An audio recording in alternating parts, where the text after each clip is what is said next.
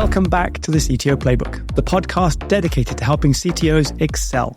I'm your host, Adam Horner.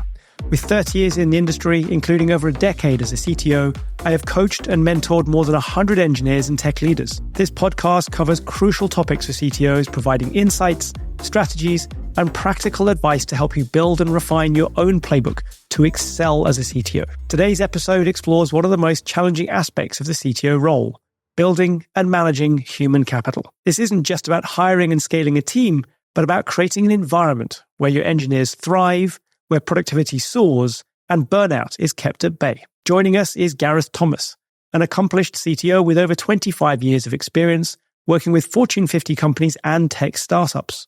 Gareth has shaped high-performing teams across industries and geographies, bringing invaluable insights on how to nurture and develop technical teams. He shares why it's crucial to identify key players, like fire jumpers, who bring unique value to your organization in surprising ways. In this episode, you'll discover Gareth's people-first playbook, including practical steps for fostering empathy, creating a healthy work-life balance, and guiding engineers from ambition to senior individual contributor and leadership roles. His insights will help you rethink how you approach the human side of technology leadership. So settle in as we get into this essential conversation with Gareth on the human capital aspects of being a CTO. Gareth, welcome to the CTO podcast. How are you doing? I'm good, Adam. Nice to see you again. Excellent. The playbook, of course, is where we're recording at the moment, but we've actually been on video before, haven't we? We have. You did a Tech Captains episode, and I was just saying to you, you were one of the few guests that actually asked us questions. So you turned it back around, which I thought was really good. And so I thought it'd be interesting to come back on here because I think you do that quite a bit on your show as well. So I'll ask you some questions as well. I'll put you back in the hot seat, hopefully. Always fun to do that, definitely. Well, let's just get a little bit of an introduction to you then, talk about your background. So because you're a CTO at the moment, aren't you? But how did you get to that point? Oh, so yeah, I started out as a software engineer, software developer a long time ago, back in the 90s. So that's dating myself here. I worked in television. I worked in banking, worked on finance systems, worked on back office banking systems, which was incredibly boring. And then I was actually offered a job in the United States. And I moved over to the US. Worked in California, worked in Los Angeles, which was amazing. It was one of those things where as a kid, I'd always wanted to go there. And then I finally got there. And I ended up through another sequence of steps, having my own software company for a while. And in that process, I kind of realized that I actually while I loved coding, and we actually created a startup, we did lots of crazy things. I really enjoyed the process of managing people and sort of understanding the business side of things and I eventually think I liked that more than coding, because I started coding when I was quite young. Then when I came back to the UK, I actually got a contract with a company that was based in New York. And that sort of led into a senior management role. And then from there, I sort of started going into CTO roles. And I've been in, 5 or 6 of them now. I've done some interim CTO roles as well. But I've just found that it's just something that I ended up enjoying a lot more than being a coder. I got quite burnt out on coding, would probably be a really short answer as well. That sounds like there's a bit of a story in there. So how did you end up getting burnt out on coding then? Well, I mean, so we, the company I had in California, we spun up our own startup and we were funding that ourselves from the other business. There was myself and 2 other people. So it's like an in-house venture then, kind of thing. It was an in-house venture, yeah. And we had some big customers. I mean, we had people like Hitachi and Toshiba.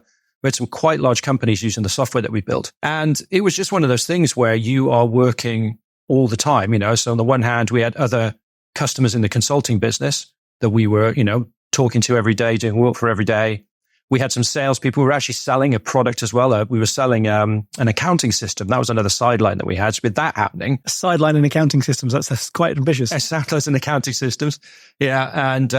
And then we started doing this software product. And so there was I just got tired of it, really. I was working all the time. We were coding on weekends.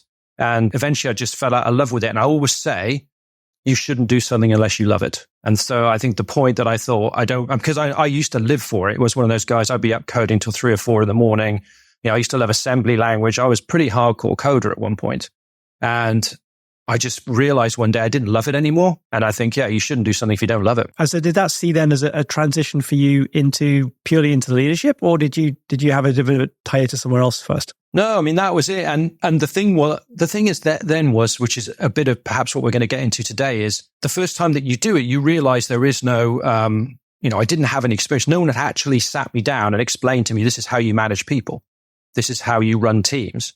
and I think this is the case for a lot of us, right? You sort of drift into it.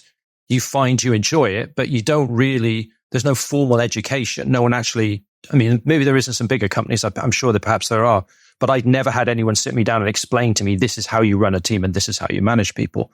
And so, the first time that it happened and I was doing this on a small scale with my own business, it wasn't that large a company.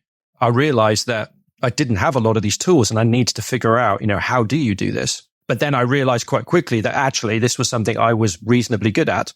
And then I really started to enjoy it. And I still enjoy it today. I still love the aspects of building and scaling teams. I think that's one of the most fun things of being a CTO. It's one of the hardest things, but it's one of the things that I enjoy the most, actually. Yeah. So in terms of building teams, and there's obviously a very high people element to that. Do you think your own experience of sort of falling out of love with the coding aspect of it played into the way that you look after and manage people as you recruit them? That's a great question. And yes, I mean, definitely the case. I'm very aware of the pressures that we're putting guys on, men and women, and especially young people who come into it now.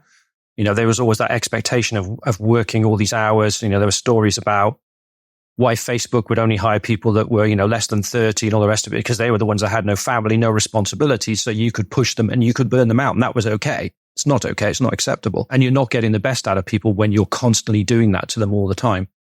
So yeah, I think it does shape how I look at managing teams and how I deal with people. I'm constantly aware that, I could be doing to them what was done to me. Now, I did it to myself. Let's be clear about it. I didn't have a manager, cracking a whip behind me. It was something I was doing to myself because it was my own business. So, but the pressures are there nonetheless. Yeah, the pressures are there nonetheless. But it is a real issue. And, I think it's in tech as well that I think it's very hard for a lot of us if we like solving problems. It's what I say to my wife because she gets annoyed. I'm always trying to fix things, right? I'm always trying to figure out what the problem is with something. She tells me to shut up sometimes.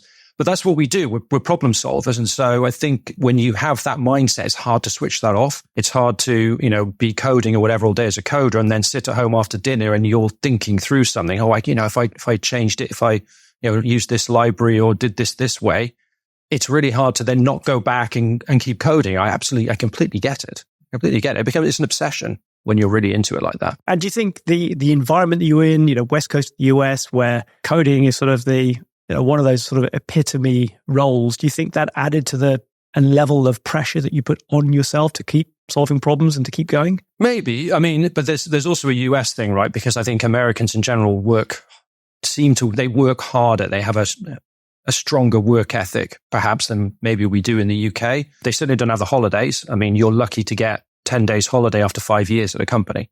That you're lucky to get that, right? I mean, they look at the holidays we have here. They can't quite believe it that we're getting 24 days a year from the start. So there is definitely a different work ethic in the US. And, I wasn't in Silicon Valley. I was obviously in the South. I was in the Bay Area, perhaps a little bit different, but certainly I think if you're up in there, in the Silicon Valley area, there is a very much it's constant, huge amount of pressure. I mean, and big salaries, as well. It all comes with it, right? A lot of demands. Cool. And so in terms of your experience, and you obviously had this time when you sort of burnt out, decided you're going to do it a different way. What did you immediately change, and what did you do in a different way to get to the point where you felt like, okay, now I'm in a good space again? Well, I stopped coding.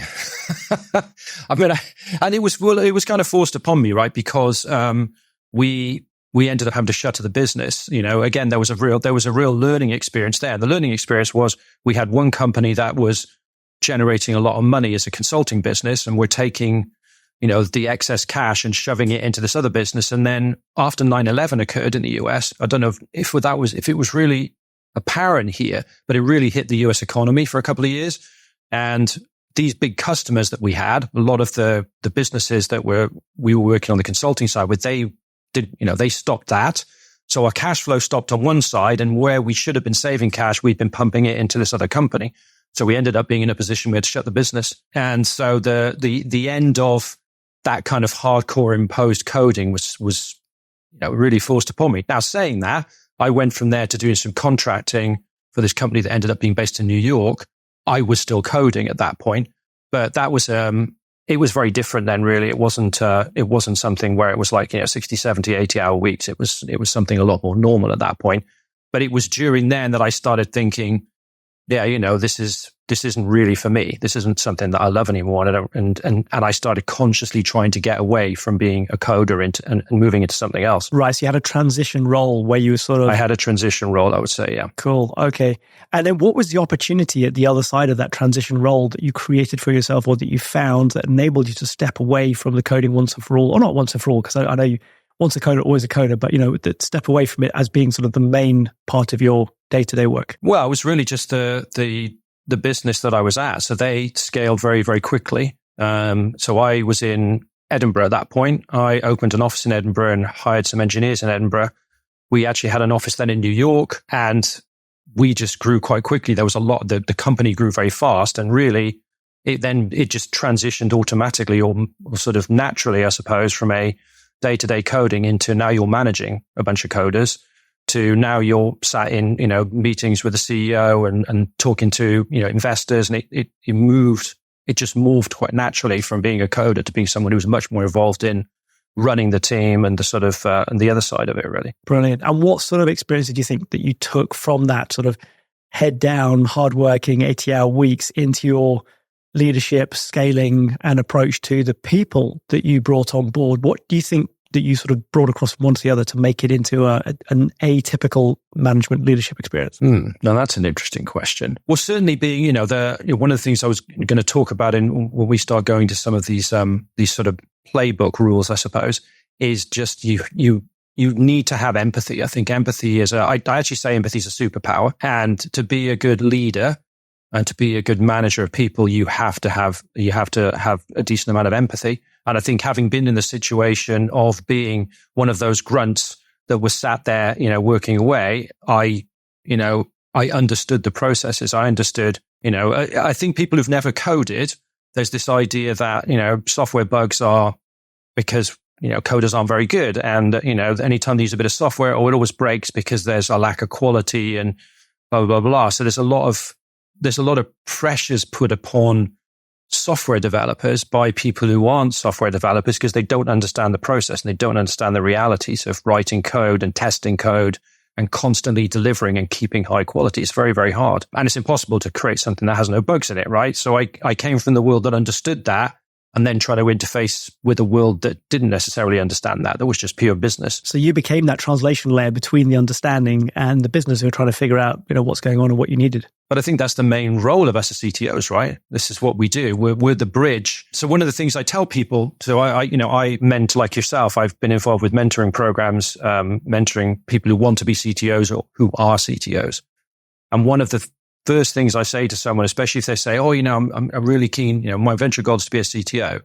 I say, one of the things you have to understand about it is it's quite a lonely role, right? If you think about being in the C-suite, you might be the only technical person in that C-suite. If your CFO can have a vague discussion about balance sheets and numbers with everybody, the marketing person can talk about advertisements, everybody sort of understands each other. But the moment you start talking about, asymmetrical encryption and your cloud strategy and, your back-end stack, and people's eyes just glaze over. They don't know what you're talking about. So in many cases, you're very much alone as the technical person within that C-suite. So I say to people, it can be a very lonely role. And I don't think a lot of people think of it like that. Certainly there are C-suite, there are companies, Google very famously, they're all engineers, right? I think. So there are companies that it's different, but in a lot of cases, you will be the only technical person in that team. Yeah, they are the exception rather than the rule, aren't they? So yeah, so leading at that level. So you got the empathy and you got the sort of the lonely aspect of the CTO role as well, which you obviously figured out fairly early on, I guess, in terms of that leadership process. Yeah. And also this thing that, another thing people talk about is you get into discussions where they'll say, I've had mentoring individuals that I mentored who struggle with being part of that leadership team. And the reason is that they will often say things like, so my team's really, really high performing. And I say, well, which team is that? Well, my engineering team. Oh, but what about the management team that you're part of? And they sometimes look a bit puzzled. It's like, it doesn't necessarily compute that there are two teams. You're part of the leadership driving the business forward. Then you have a team that you manage, which is the engineering team. And so you sit in these two worlds. And sometimes I think, again, there isn't this understanding that's the case. And that can be a problem. Sometimes they can have this sort of us versus them mentality, which is obviously does not work at all. And I've seen that fail very badly. Yeah, I think we've all seen that one quite a few times, haven't we? Where the CTO looks entirely down and into their, maybe engineering leaders, maybe it's individual contributors who are reporting to them, but rather than thinking about the C-suite as their team, as their primary team, as their first team, as Lencioni calls it in the 5 dysfunctions of a team, they view the people reporting to them as their team, which is, as you say, it doesn't work for too long. No, it doesn't. And you can have a whole discussion around how you build that team mentality within the C-suite, right? But which could be a CEO problem, it could be an issue with roles overlapping or unclear responsibility. It could be all kinds of things. But certainly, understanding that as a C-suite leader and as a CTO, that your team is the C-suite. These are the guys that you're working with to make the business successful. And sometimes it just clicks for people one day, and it clicked for me. It clicked for me, actually, I think, when I was going to New York, because all of a sudden, rather than sitting there having conversations with the engineers about what we were building, I'm now sat in meetings where it's obviously just the C-suite, or it's some of the investors or all the rest of it. And you're having very, very different discussions about the direction of the business, as opposed to, is this thing going to fall over tomorrow because we're going to add another 50,000 users or 100,000 users, right? So you almost feel a bit, what's the word I'm looking for? Yeah, you're in two worlds, right? You have a foot in, one foot in each camp, really. But for you, there's a very interesting gap between them, several thousand miles in the Atlantic Ocean between, where you sort of, in Edinburgh, you had your team, and then you had to fly over to New York to be part of those executive meetings where the business conversations happen. Now, that's a very interesting divide that I think a lot of execs don't almost benefit from. So do you think that was sort of helped you in terms of that physical separation and the flight to take in between those two? Yeah, I mean, it was interesting. I mean, I worked out 1 year that I spent, because I would go to New York at least like once a month, and usually for a week. So I'd fly on a Monday, come back on a Friday. And I worked out, I think 1 year I spent, 3 or 4 months of the year in New York, right? But I was living in Edinburgh. It was funny, actually, because around the same time, there was a movie that came out about a guy who was a hairdresser. It was a true story. And he was a hairdresser in Glasgow, and he ran a salon in New York. And he flew to New York to run his salon, and then he'd fly back to Edinburgh. There's a movie about it. It's fantastic. I can't remember the name of it. But yeah, it was a strange period. And it coincided with Skype being available. So this ability to talk to people, and the video calls, I think, launched maybe 2006. I don't remember. So, all of a sudden it was suddenly, yeah, it was somewhere around then. And it seemed, I remember the first video call seemed quite magical, didn't it? And so it made managing remote teams very, much easier. And we had teams. I mean, there was a team in Edinburgh, a team in New York. We had engineers in India as well. We had a team in India, and we had people in a few different European countries. So it was very spread out. But yes, it is. Now that I think about it, it felt, well, I remember I used to come back from New York, and my wife would actually say she couldn't talk to me for 2 days because New York was such a crazy high energy place. I would go there for a week and come back, and I was so full of like just craziness. It took me about 2 days. Yeah, it took me about 2 days to come back down from those trips to something, a bit more British, I suppose. So something like, so I'm sure there's a joke in there about drinking the Kool-Aid and going with it, but you therefore then scaled your team pretty quickly, and I suppose through that process, as you just mentioned, multiple different countries, you're bringing people in. Obviously, quite a lot of different cultures that you're recruiting in, a lot of different environments. I presume a lot of different seniority levels and sort of structures of teams within that as well. So how did you sort of approach building up the team in the way that you wanted to build it with your, with what you'd learned in your background there then? Yeah, well, it's interesting, isn't it? I've always been a fan of quite flat team, structures. So team leads, I mean, if you take a typical stack, right? So you got back end, front end, you got QA, you got DevOps, you got all of these disciplines.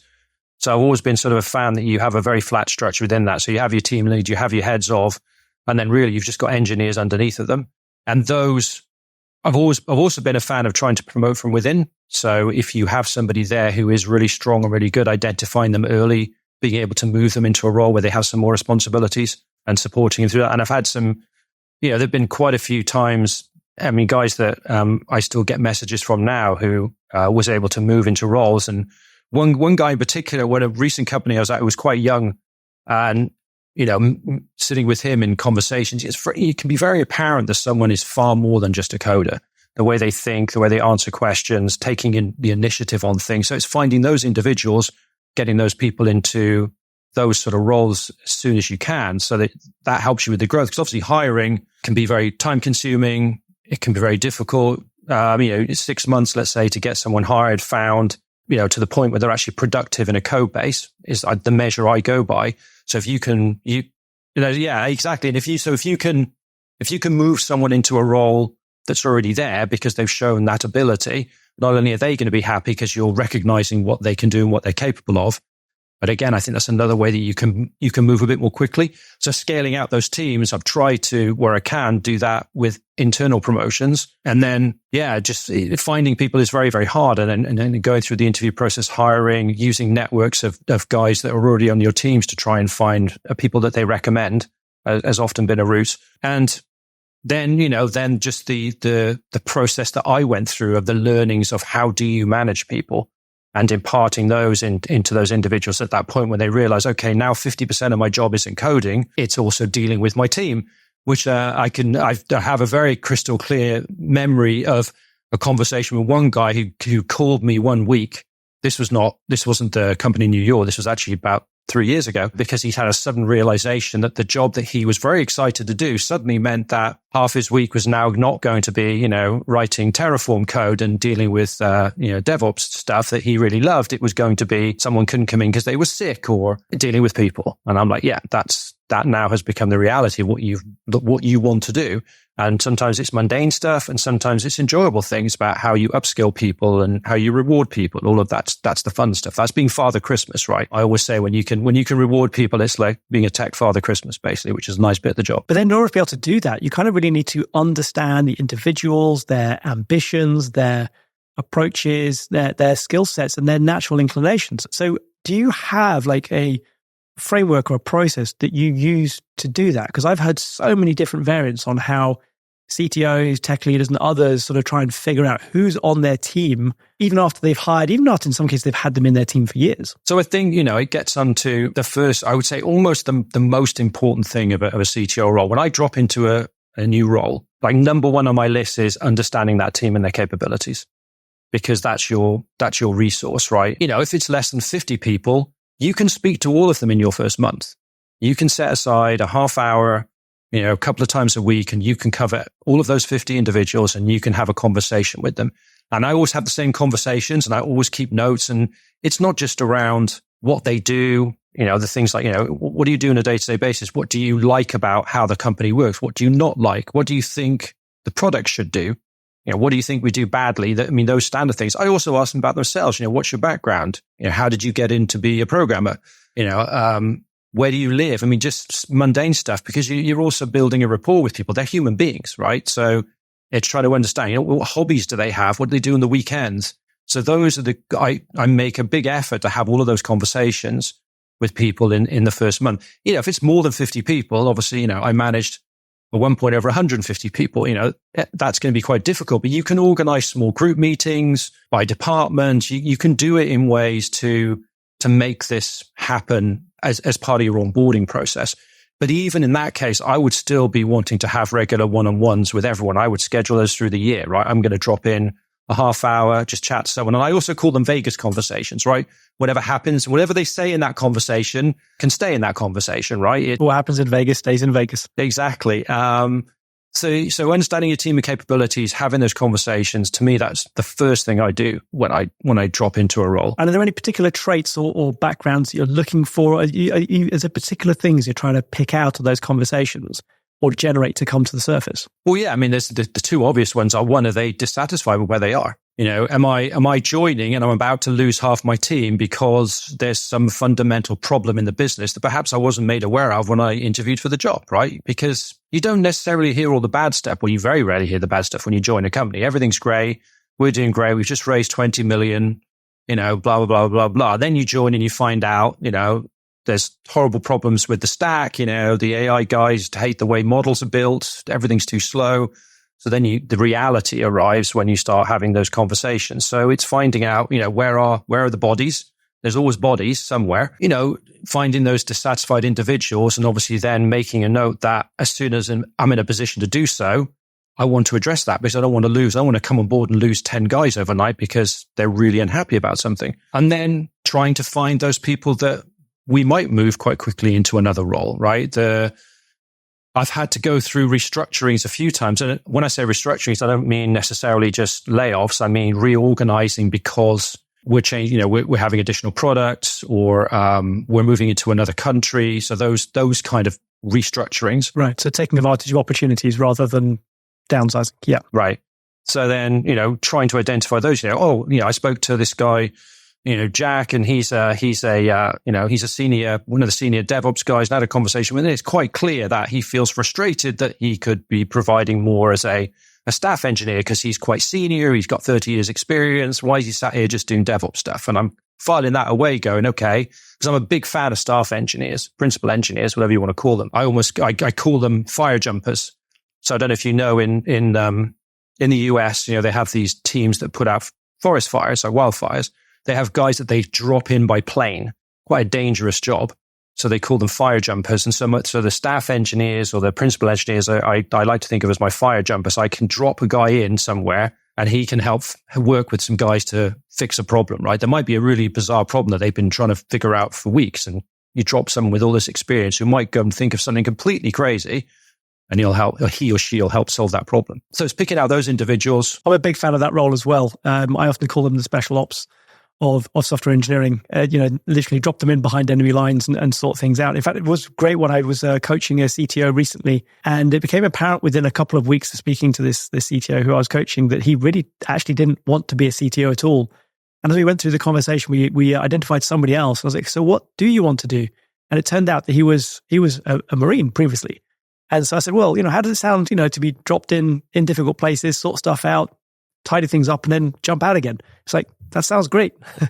It's a fire jumper, basically, isn't it? It is a fire jumper, yeah. And so, so I'm a big fan of that role as well. I think when you can find the right people to go into that, it's a great place. So to just quickly recap then. So you're looking in those early conversations of figuring out where the bodies are, as you put it, where the skeletons are, where the dissatisfaction is in particular. And then who are the people with potential to either lead, who aren't leading, or the people who are the significant problem solvers that you can drop into hard places. Or the people that might go because they're just unhappy and they haven't really told anybody they're unhappy. Right, so those people who are at risk as well. And do you find that you actually get those people coming forward and sort of saying, I'm really considering leaving? Or do you look for traits and markers that make you think, hang on a minute? It's probably a bit of both, but I think sometimes you have an advantage when you're new.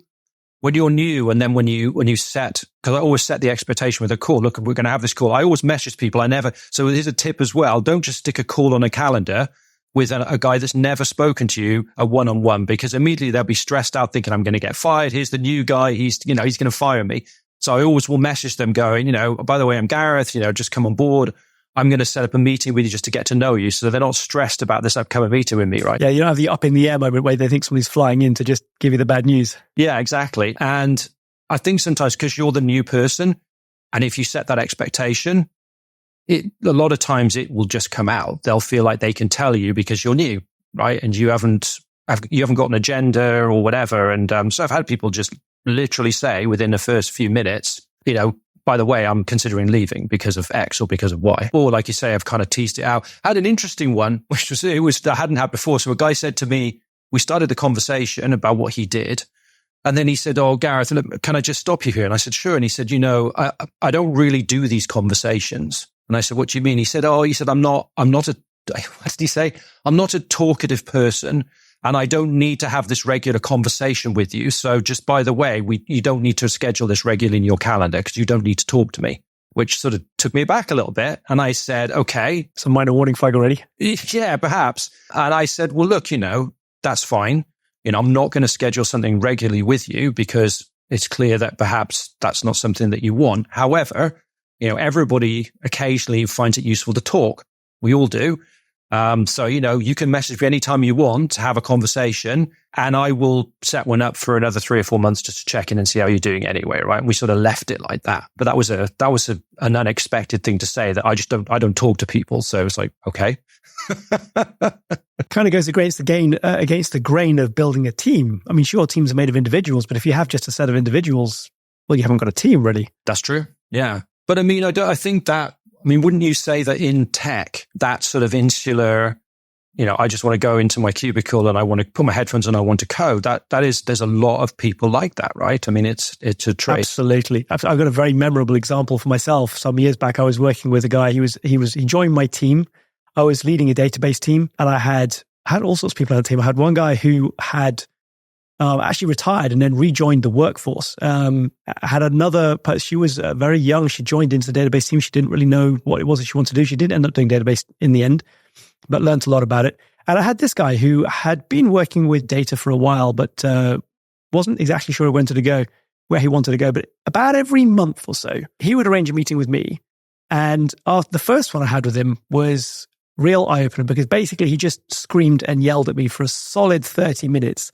And I was sort of so shell-shocked and taken aback. I just didn't really know what to make of it. I listened to it all. I wrote things down. I was in listening mode, thankfully. Didn't try and fix anything, thankfully. And at the end of it, he sort of got to the end, sort of ran out of steam. At the end of it, he said, "Oh, thank you. I needed that." And that was it. He was fine for another month. And then about 60 days later, exactly the same thing. It was just like this pressure that built up. But he, again, was another one of these people who didn't particularly speak to a lot of people around the team, didn't really speak to other people in the other teams, but he still needed to speak to somebody. And it came out in this way. And after the first time, I was sort of ready for it. I was able to sort of brace myself incoming. But yeah, that happened about 4 times before he then shifted off onto a different team elsewhere. I warned his new manager that would happen. So yeah, I mean, I think we've all, it's the most complex part of the job, right? I mean, if you look at what we do, working in these businesses, tech companies in general, there are technical solutions. We're not trying to put people on Mars. We're not SpaceX, right?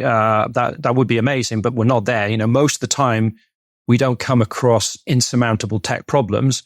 So the real complexity comes from people, comes from the teams and building the teams. And those sometimes can be almost intractable problems, right? Where you end up having to do something sort of drastic to deal with it. But I think it is, as I said earlier at the beginning, I think it's actually one of the hardest parts of the job is dealing with people, not the tech. Absolutely. I think you described one of the aspects really well there, which is just trying to figure out who you've got in your team. What do they want? Because one of the other things to try and deal with is ambition. Most engineers have ambitions to do something. Some want to move into leadership. Many want to just be, really, they just want to learn more and be more senior and get more respect, learn more frameworks, more technologies. And then very few of them think about when they start sort of teaching, mentoring, or giving back. And even fewer, I find, think about leadership. Now, you spoke about promoting from within and making sure you can try and figure out who there is within your team to promote up. How do you handle that situation where everybody wants to get more senior and everybody wants to, go up the pay rise and up the stack, but it is kind of a pyramid by definition. It gets thinner at the top. So what are your strategies and approaches to handling that aspect of the word I really hate is human resources, as like people are just things to be used? Well, I think it's been made a lot easier in the last, 10, 15 years, right? Because we've had the rise of the individual contributor. It used to be that, yes, if you didn't have an ambition to be a CTO or a director, one of those other sort of top tier titles that you had, then there was no path for you, really. If that wasn't something that you were capable of or wanted to do, then you were going to get to a certain point and there wouldn't be a role for you anywhere.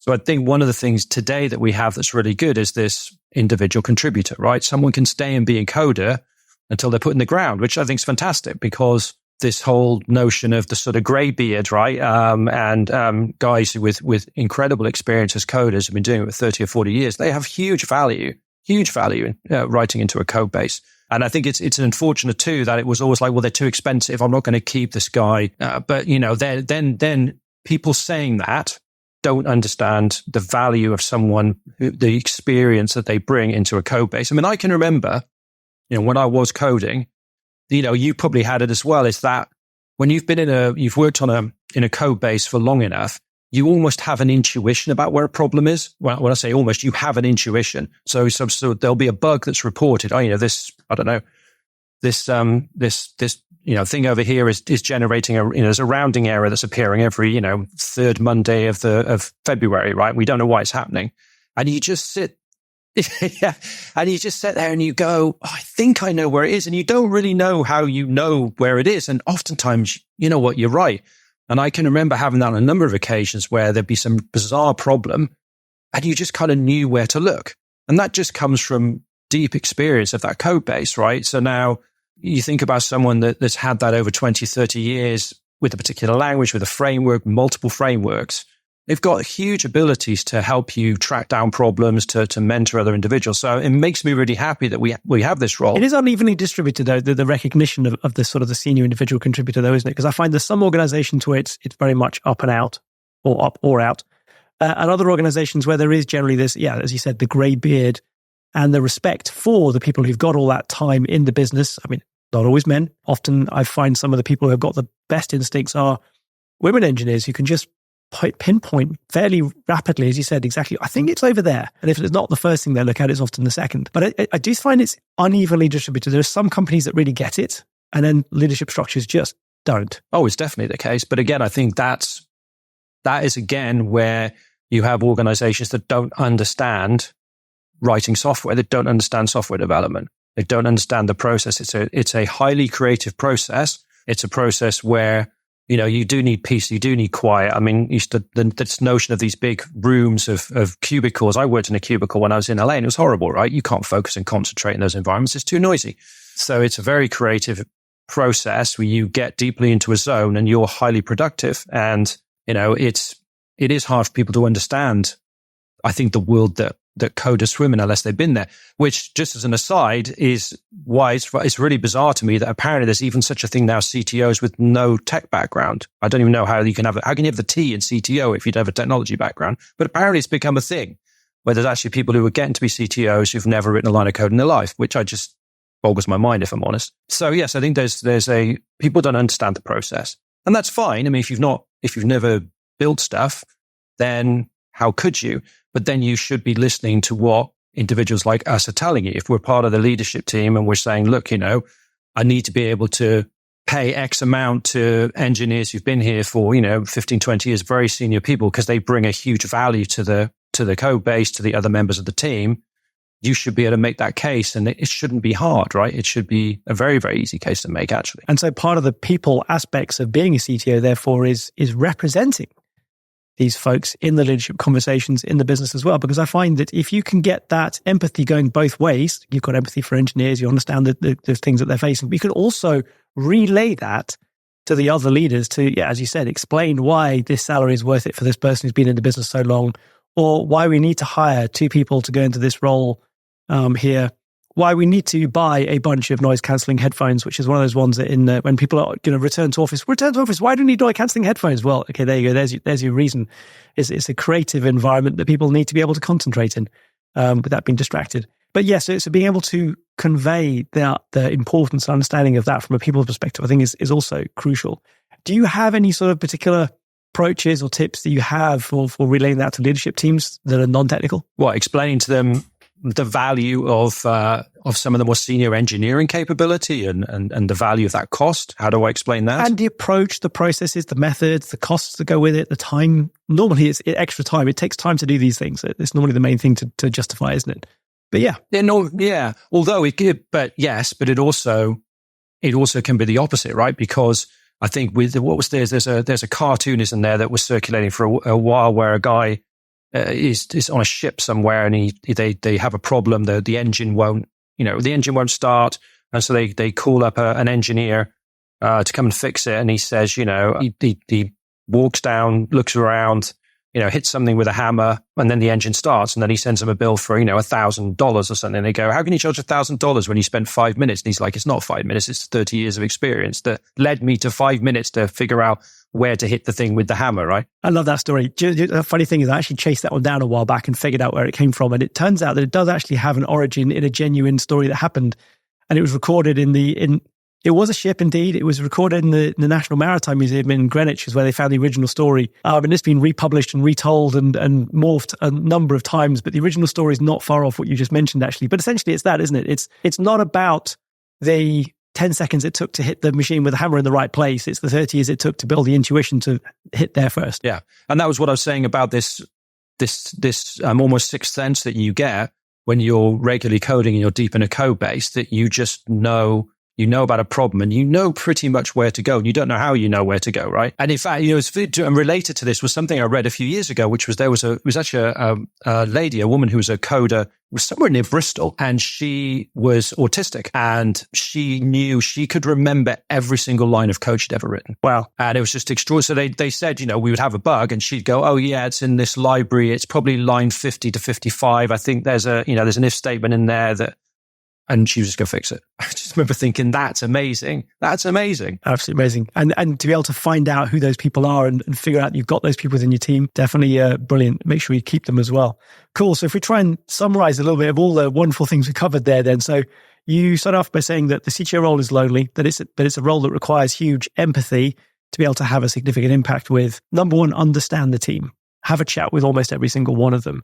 Make sure you're looking out for things like dissatisfaction, people who've got the potential to move into another role, whether that's leadership or what do you call it, a fire jumper. Also look out for the people at risk, which is a fairly obvious one, but by doing it systematically, I guess you can find the people at risk and therefore find the issues that cause that. And then thank goodness for the rise of the individual contributors. Celebrate those, make sure that they have a role and a recognition within where they are. And of course, represent and support those to the rest of your colleagues in the C-suite, your first team. Yeah, fair summary.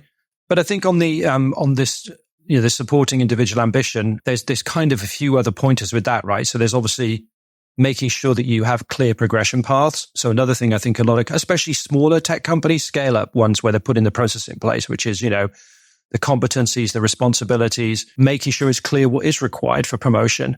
So that when somebody does something, they see a clear link through what they did and how they advanced, right, for that. Encouraging the sort of internal projects, the innovation time. And I think that the sort of Google 20% has been not discredited, but it's not as popular. But you can do other things. You can have hackathons. You can have dedicated innovation sprints. There are other things you can do. And then, carving out budget for continued education. And unfortunately, that's one of the ones where I've battled a few times to do that, where I haven't had full, most of the time I've had full control of my budget, but there have been times when I haven't. And then there's always a battle like, I want to give each engineer £1,000 a year, right, to go and have some training, trying to justify that one, which should never have to be justified, right? It should be harsh. I've always found that it depends massively on where you are in the economic cycle at a given time. Exactly. It does. So yeah, I think there's quite a few other things around to support it. And then, fostering mentorship, peering people, which can be helpful as well when you have new people come on board, right? So all of those kind of activities are quite useful as well. And do you focus on internal mentorship, or do you ever encourage mentorship from outside the organization? Well, obviously, I do it myself as just something that I do through a couple of organizations. But when I've been in companies, I don't think I've ever brought somebody in externally. That's actually a good question. I don't know why that's never come up. But usually it's just been something internally. So where someone has expressed, well, I know that, one company where we had a DevOps team, there was a young, I think it was a young lady that joined that DevOps team, and she expressed a quite clear desire that at one point she wanted to be a head of DevOps, right? That was her ambition. And so we had a conversation with the person who was saying, look, can we sort of come up with something to help guide her to that role? And we did that. And I think she was quite grateful for that, actually. I don't know where she is now. I don't know if she's now a head of DevOps. She should be. I hope so to do that right. Yeah, exactly. So yeah, I've certainly done it internally. No, but I don't think I've ever brought anybody in externally to do any mentoring. It's usually just been something internally, either myself or somebody else who's in a position to do that for someone more junior. Yeah, I think where I've done that in the past is where I've got somebody who's become so senior that there's almost nobody else in the organization who would be, senior or even a peer to them. And at that point, I said, maybe it's worth looking out in the wider industry, look in your peer group, start talking at and attending conferences to establish yourself, and then find out who are the pinnacles of this, and make a relationship, create a relationship with them to get going. And I think it's the same thing with coaching as well, where you've got specific things that teams need to pick up. I always suggested that either, training, group training, formal training works quite well, I think, to help level up people. And that's one of those things where I found it generally easier to find budget for. I want to have this specific training course that runs for this amount of time. It costs this much. I've normally found that easier to get approved than a general pot of money for people to go for when times have been lean. Oh, that's a good there's a top tip there. I like that. Okay. And then coaching for individuals, especially people who are the top of their game or where they are. If they run out of places to go to get higher, coach them so that they can, provide even more value or different value across your business. I tell you, actually, you made me think. One place that I did see, we did bring in people as part of a sort of coaching mentoring, which was very valuable. And in fact, I would definitely do it again, which is we're talking about a hiring process, right? So hiring to me is often very broken. I mean, we can spend a whole discussion around that, right? But one of the things that just like managing people is not really taught, interviewing is not really taught. And interviewing is so important, right? I mean, it's not only the place where you're learning about the candidate's learning about your business. So it's a two-way, absolutely it is. But, you suddenly go, you've got a junior engineer. Oh, go and drop in that interview process for this new hire. And they've never interviewed anyone in their life and they don't understand, they don't know how to even approach that. So one company I was at, this was a few years ago, actually, they bought in, and this wasn't my request. It came in because we had a new HR person and she was actually very big on this. She said, look, you need to get people trained up, give them some help to understand how to run an interview process. And so this company came in and they did, and it was really valuable. I learned a lot in the process too. And I learned some things about, what you should do, what you shouldn't do, competency-based interviews. That was when they'd started to become quite popular, right? And they still are. And, but yeah, training people in the interview process, understanding what, how to actually ask people questions, to listen and not just to talk, all those kind of things, which seem obvious, but if you've never done it, you can just throw somebody in there. You're not going to get the right result, really. Yeah, no guidelines, no framework. You're going to end up with a relatively mediocre outcome, aren't you? That's a really great tip, actually, to get specific training for the recruitment process. I don't think I've ever come across that either. I've always learned from others who've been within the organization, who've done plenty of recruitment in the past. And I've been lucky enough to work at some very high scaling organizations. Like, for example, I was at Palantir, who had a very specific approach to scaling because they had to hyperscale. So recruiting people pretty much faster than you can bring them on board. And so therefore the whole recruiting and onboarding process is very structured and therefore taught as a result of that. So I've been fortunate to have that myself. But yeah, getting recruitment training, I think is hugely valuable, as you said. And that's interesting because you saw that impact in that organization straight away, but then I presume you took some of those lessons into your subsequent roles as well then. Yeah. So it was interesting. There was a couple of reasons why this was done in this company. So the company itself, their location, so they were in a space doing computer vision hardware and were struggling to hire engineers because of where they were, right? They weren't, Google and the big tech guys were throwing massive salaries around, and they still are in the computer vision space, right? I mean, AI's probably overtaken it, but it was computer vision for a long time with self-driving cars and all the rest of it. So it was like, how do we find these people? Because I think what we were seeing was people would come in and it was taking forever to hire. People were dropping out of the pipeline. And it was like, something is really wrong with our whole hiring process. So this company came in to look at it, root to branch, right? What is it that we're doing? They completely changed everything about the hiring process, and they included interview training as well. Brilliant. Good stuff. Well, we started this conversation by talking about tech captains. It might be a good way to round it out as well. So what's next for tech captains and for you in particular, Gareth? Yeah. So tech captains is. I mean, it's on hiatus at the moment. So Ron, my co-host, he's very, very busy with his company. He's doing very, very well. And so what we've done, we paused it. We did, I think, 40 episodes in a year and a half, which is amazing to think about it. Yeah, and it was great because I love learning about people. One of the reasons that I wanted to do it was Ron had started doing these interviews in a written form. And I messaged him and said, did he want to do a podcast? Just because I'm very nosy about people. I always ask people, how did you get to, where do you come from? How did you get to be a software developer?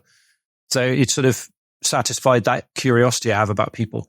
But what I'm doing now is I'm doing some much shorter video segments, which will still be under the Tech Captains banner. We're calling them single shots. So there'll be one shorter video, maybe 4 or 5 minute long, around a specific topic. So it might be technical, might be business, could be anything that is interesting, really. So I'm going to be recording, got the first one ready, got everything written up, ready to go, researched.